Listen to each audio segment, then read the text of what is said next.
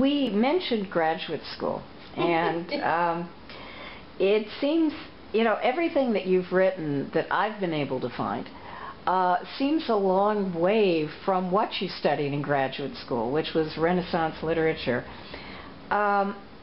Is there any deep, dark reason why you avoid the period in your writing? Actually, there isn't. It's just that I'm interested in a lot of different things. And my dissertation was on the development of copyright law and as applied to a King Lear, which is spelled differently than the one you're thinking of and was written by Anonymous, and is an absolutely dreadful play. But I did a scholarly dissertation on it. And most of the scholarship that was associated with it was around copyright law, which is not exactly something that is compelling narrative structure. Mm-hmm. So that's one reason. I can write Elizabethan English, and I have done so in 2 short stories. One of them is The Fairy Coneycatcher, which has been the most reprinted of any of my short stories. Oh, wow. And the other one is The Printer's Daughter, which was a retelling of a fairy tale called the Snow Child, mm-hmm. that I wrote for one of the Windling Datlow anthologies. And after having done that, I think part of the reason that I haven't written in it is because I have not quite come to terms with writing an entire novel in a style that is neither a reproduction of Elizabethan English, which nobody is going to read, mm-hmm. or something that is so modern that it's going to offend my sensibilities. Mm-hmm. So I think that if there is any reason why I have not written a novel set in that period, it's because I'm still grappling with the language question. However, having read Wolf Hall by Hilary Mantel, and certainly I could never write. I am no Hilary Mantel, but I love what she has done with the language, and I love the ways in which she has picked up the cadences of that period without picking up either the vocabulary or except in certain very small places where it's really appropriate and you hardly even notice that she's doing it. She doesn't pick up the word order or the grammar. And I think, and I actually, while I was here, I went to the Folger Library, and I saw an exhibition of women who have written in early modern women writers. When I was in graduate school, of course, no woman had ever set pen to paper to do anything but write a diary or letters, and the odd poem, which she only showed to her friends because, of course, she was a lady, before Afro-Ben. And that is so utterly not true. We've been doing things all along. People have just not been paying attention. Exactly. So I thought I might play with that a little bit and be able to write something in that period. Cool. But that is very much in the maybe someday if I live long enough stages. Hey, there's lots of years ahead. You write. We've talked about that. You edit. You teach. You live in New York, which I know from visiting it can take up a lot of time. You travel. And you write about your life because your blog is lovely. With all that going on in your life, you still found time to help set up the Interstitial Arts Foundation. Could you tell our viewers what Interstitial Arts are and give us a little bit more on the foundation? Well, I will do that, but first I want to say that we founded it while we were living in Massachusetts. and I wasn't and I wasn't blogging yet because there wasn't one. So I am not any sort of ever since we moved back to New York, it's like, oh, please, can we not do this anymore? Because organizing, Ellen and I are both very, very much involved in the Interstitial Arts Foundation. And for the 2 years ago, we resigned from the board because there comes a point where the founders really do have to step aside and allow something to develop in the way that it's going to develop. And it was time for us to do so. So basically, we haven't done anything for the past 2 years.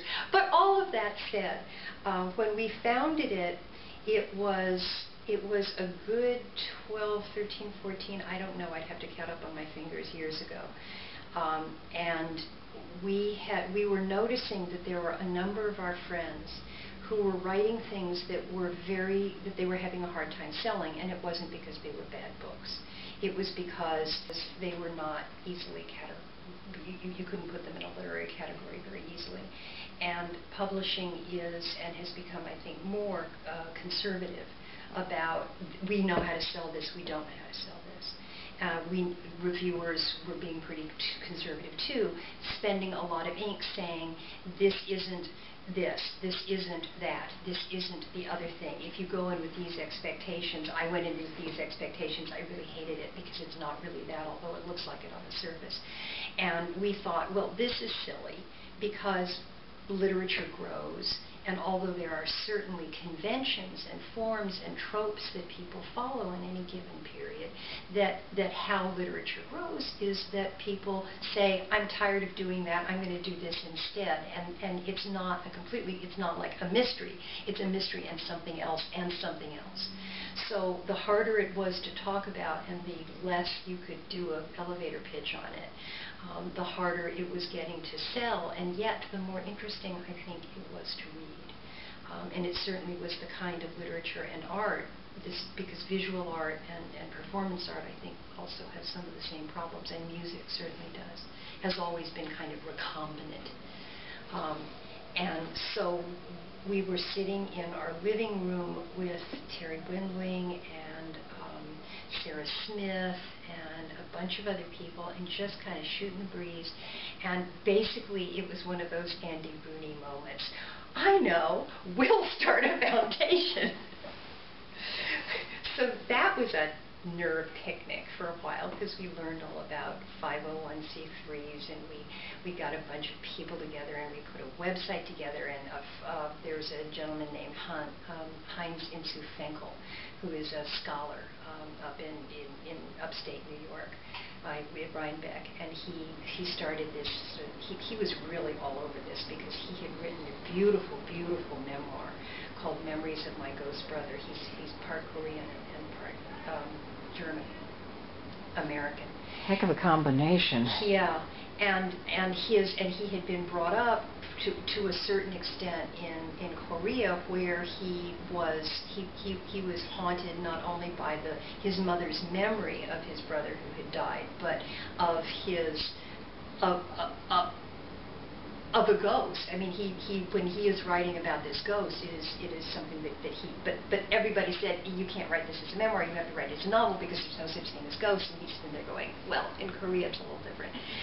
So he was really interested in all of this, and he set up an institute in Rhinebeck, which I think is still going on, and a course that he's teaching. And we really wanted this to be something that was very much a part of the university. But finally we decided that there are people who are more organized about this sort of thing than we are, and who are better at getting other people to do things than we are. So we decided that really what we were going to do is spend the most of our energy on putting up a good website, of starting the conversation. And I think that what has happened over the years is many of the things that we wanted to do were not done. And I don't know whether the new board is going to be able to do them or not, because everybody is so horribly busy. But what we have done is to open an avenue of discourse that was not done in quite that way before. And that's all anybody can expect to do. So it has been, I think, very successful in that. Speaking of things that expand beyond their genre boundaries, what are you planning next? What's on the horizon in terms of your writing, or in terms of other aspects of Well, I write historical fantasy. I mean, what I write is not. I mean, I write what I write, and some people don't quite know what to do with it. But you can't say that it is genre breaking or anything. And it's what I do is what I do. But I'm interested actually in writing it's a historical novel that is set in New York in 1929, on the eve of the Great Depression, and it's sort of a retelling of Hansel and Gretel from the point of view of the wicked stepmother. As far as I can tell at the moment, it's a straight historical. It's not going to have any supernatural or any kind of fantastic elements in it. But, you know, I'm writing it, so possibly it will. You It may never develop. tell. It'll develop in its own way. So, is that your current project, or? No, the project that I'm working on at the moment is a middle grade boy book about a boy in Maine, oddly enough. When you're not living in Maine. Not living in Maine, who becomes an apprentice to an evil wizard. And that is actually a contemporary novel. Uh-huh. Not set in 1960? No, not set in 1960. Cool. Because basically kids don't care. They don't, unless there's a point to its being set in the 60s, there's no point in doing it because it's just kind of confusing and alienating. Is there anything you'd like to add? Anything we haven't touched on that you need to talk about? No. Okay, that's fair enough. And with that, I'd like to say thank you for joining us here today, Delia, and thank you, viewers, from Buzzy Magazine. Thank you. This was a lot of fun. Good.